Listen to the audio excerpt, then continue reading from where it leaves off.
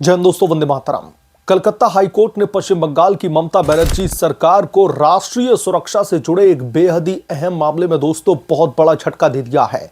Chief justice Sujay Paul और justice Partha सारथी सेन की division bench ने एक जनहित याचिका पर सुनवाई करते हुए राज्य सरकार को स्पष्ट निर्देश दिया है कि भारत बांग्लादेश की सीमा पर बाड़बंदी यानी कि फेंसिंग के लिए 9 जिलों में अधिग्रहित या फिर खरीदी गई जमीन 31 मार्च तक बॉर्डर सिक्योरिटी फोर्स यानी कि बीएसएफ को सौंप दी जाए।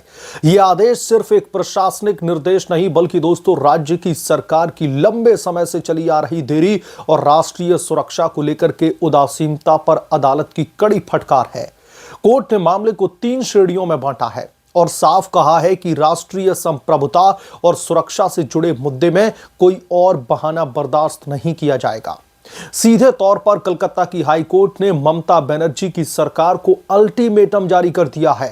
कोर्ट ने राज्य सरकार की तरफ से लगाए जा रहे बहानों को पूरी तरह से खारिज कर दिया है। मुख्य रूप से 3 कैटेगरी की जमीन पर फोकस किया है कोर्ट ने। पहली कैटेगरी, जो जमीन पहले से ही अधिग्रहित या फिर खरीदी जा चुकी है, केंद्र सरकार उसका भुगतान कर चुकी है लेकिन सिर्फ आंशिक हिस्सा बीएसएफ को सौंपा गया। यहां पर कोई और भी देरी बर्दाश्त ना करने का अल्टीमेटम कोर्ट ने दिया है। कोर्ट ने साफ तौर पर कहा है कि स्पेशल इंटेंसिव रिवीजन यानी कि एसआईआर या फिर आगामी विधानसभा चुनाव की ड्यूटी कोई भी बहाना नहीं बन सकता। 31 मार्च तक पूरी जमीन आपको बीएसएफ को सौंपनी होगी। दूसरी कैटेगरी जो दोस्तों है उसमें डायरेक्ट परचेज पॉलिसी है यानी कि डीपीपी के तहत प्रक्रिया जो शुरू की गई थी जमीन को लेकर और राज्य को एक्शन टेकन रिपोर्ट दाखिल करनी होगी और 31 मार्च तक इस पूरी प्रक्रिया को कंप्लीट करने की कोर्ट ने डेडलाइन भी दे दी है। वहीं अगर हम तीसरी कैटेगरी की बात करें तो यहां पर अभी कोई भी प्रक्रिया शुरू नहीं हुई है। यहां लैंड एक्विजिशन एक्ट 2013 की धारा 40 जो कि आपात स्थिति में तेज प्रक्रिया की संभावना पर अप्रैल 2026 में आगे की इस बाबत सुनवाई होगी। कोर्ट ने राज्य की डीपीपी पॉलिसी पर सवाल खड़े करते हुए कहा कि यह पॉलिसी इंफ्रास्ट्रक्चर प्रोजेक्ट्स जैसे कि पुल सड़क के लिए बनी थी जहां पर जानबूझकर के देरी की गई थी, न कि राष्ट्रीय सुरक्षा और संप्रभुता से जुड़े कामों के लिए। जस्टिस ने यह टिप्पणी की कि यह परेशान करने वाला है कि आप राष्ट्रीय हित की जमीन पर अपनी पॉलिसी लागू कर रहे हैं जबकि इसका उद्देश्य सीधे तौर पर अलग था। केंद्र सरकार की तरफ से एडिशनल सॉलिसिटर जनरल ने बताया कि 235 किलोमीटर की जो जरूरी जमीन है उसमें से सिर्फ 71 किलोमीटर ही बीएसएफ को सौंपी गई है, जबकि साल 2016 से कैबिनेट अप्रूवल और होम मिनिस्ट्री के पास में कई पत्र जैसे कि 20 जून 2025 का होम सेक्रेटरी का पत्र जो है पहुंच गया था, उसके बावजूद भी इसमें जानबूझकर के देरी की गई। कोर्ट ने अनुच्छेद 256, 257 और 355 का हवाला देते हुए कहा कि राष्ट्रीय सुरक्षा में राज्य को केंद्र के निर्देश मानने पड़ते हैं। यह फैसला ममता बनर्जी की उस राजनीति पर सीधा जो है प्रहार है और उस राजनीति के लिए सीधा आईना भी है जिसमें वो भारत बांग्लादेश की सीमा पर घुसपैठ का ठीकरा लगातार मोदी सरकार और केंद्र पर फोड़ती रही है। वो अक्सर दावा करती हैं कि बीएसएफ और केंद्र घुसपैठ को बढ़ावा दे रहा है, जबकि असल में दोस्तों सीमा सुरक्षा का जिम्मा राज्य स्तर पर जमीन उपलब्ध कराने का ममता बनर्जी का था।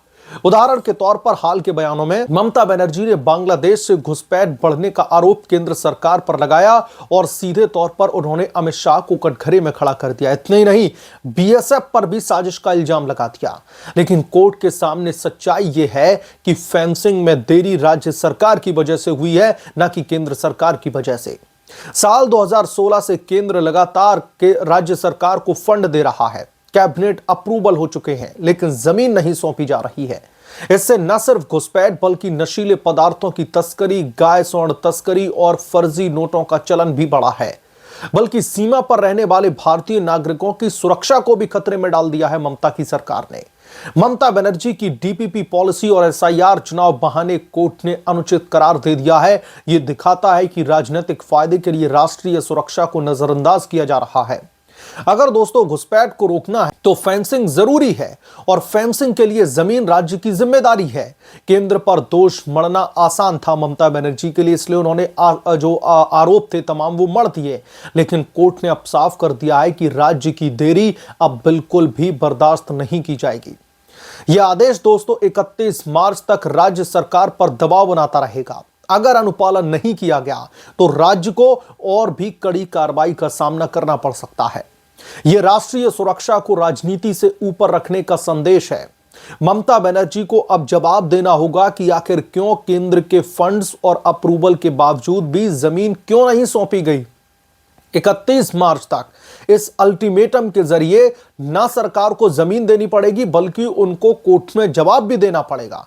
क्यों घुसपैठ पर मोदी सरकार को दोषी ठहराया जाता रहा जबकि असल समस्या तो राज्य स्तर पर थी।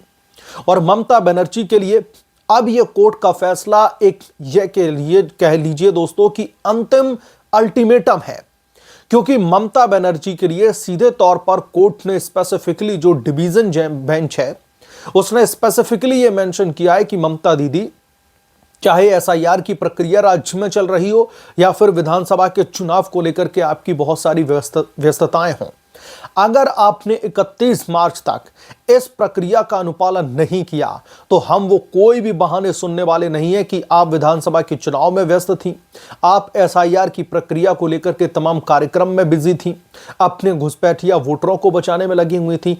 इस तरीके के कोई भी बहाने कोर्ट में एंटरटेन नहीं किए जाएंगे। और जो 2 जजेस की जो बेंच थी, जो डिवीजन बेंच है, उसने साफ तौर पर ममता बनर्जी को अल्टीमेटम देते हुए कड़ी फटकार लगाई है कि आप ठीकरा फोड़ने में बहुत माहिर हो चुकी हैं।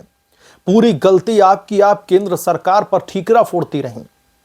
होम मिनिस्ट्री के अप्रूवल मिलने के बाद में केंद्र सरकार से फंड्स तमाम रिलीज होने के बावजूद भी आपने फंड्स भी रख लिए लेकिन अप्रूवल को दरकिनार कर दिया।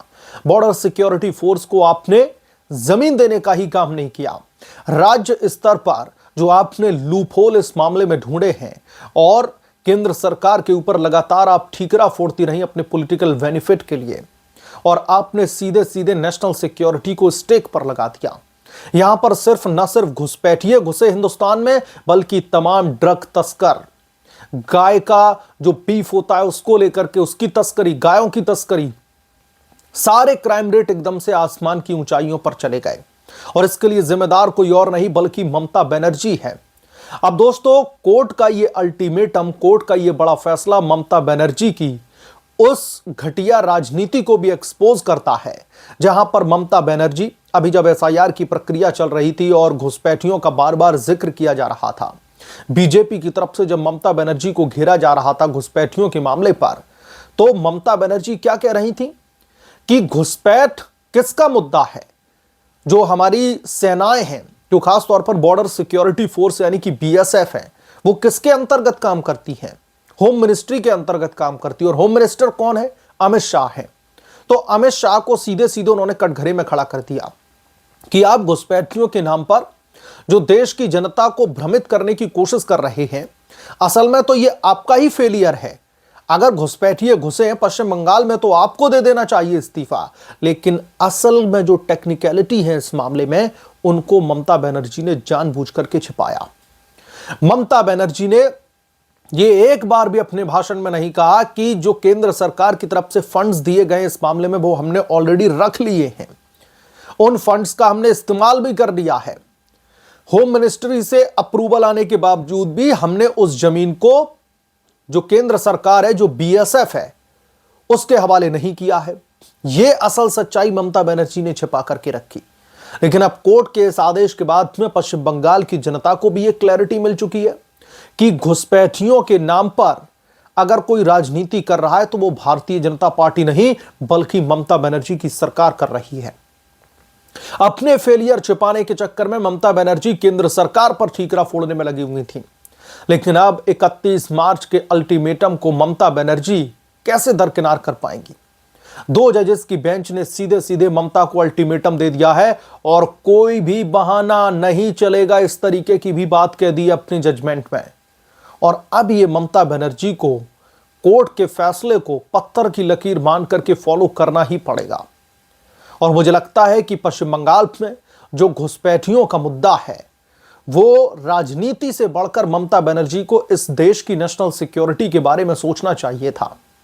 जो नेशनल सिक्योरिटी को उन्होंने स्टेक पर लगा दिया है, इसके बारे में कम से कम ममता बनर्जी को सोचना चाहिए था। लेकिन ममता बनर्जी ने ऐसा बिल्कुल भी नहीं किया। उन्हें तो वोट बैंक की राजनीति करनी थी। घुसपैठियों के वोटर लेकर के सत्ता पर काबिज होने की उनको आदत सी पड़ गई थी। तो कैसे भाई जमीन बीएसएफ को दे देती, कैसे वहां पर बाड़ या फिर फेंसिंग का काम हो जाता। लेकिन अब कोर्ट के फैसले के बाद में ममता बनर्जी बुरी तरीके से एक्सपोज हो चुकी हैं। बहरहाल कोर्ट के इस बड़े फैसले से, बड़े आदेश से आप क्या सोचते हैं, आपकी क्या राय है? जो भी आपकी राय हमें कमेंट करके जरूर बताइएगा। जल्द मिलूंगा किस दूसरे बड़े अपडेट के साथ में, तब तक के लिए धन्यवाद। अगर आप लोग चैनल पर नए हैं तो प्लीज चैनल को सब्सक्राइब करें, साइड बने बेल आइकन को जरूर प्रेस कर लें, ताकि जब भी मैं कोई बड़ी खबर लेकर आऊं तो इसकी जानकारी सबसे पहले आपको मिले।